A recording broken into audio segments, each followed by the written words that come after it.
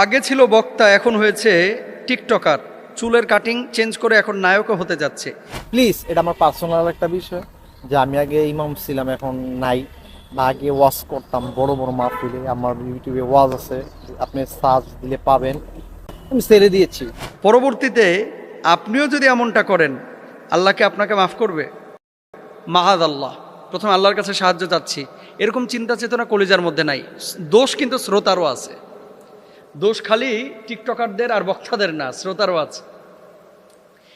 চলনে বলনে কথনে কোনো দিনের সিমটমই নাই, খালি জুব্বাটা আছে, দাড়িটা আছে আর টুপিটা আছে, ঠোঁটো লিপস্টিক মারিয়া, তারপরে এলোমেলো কিছু আলোচনা, আমার এখান থেকে কুদ্দুর, মিজান ভাইয়ের ওখান থেকে কুদ্দুর, শাইখ আহমদুল্লাহ সাহেবের ওখান থেকে কুদ্দুর, আরেকজনের থেকে নিয়ে আসা, কোকিল পাখির মতো তুতা পাখির মতো থরথর থরথর করে বলে ফেলায়।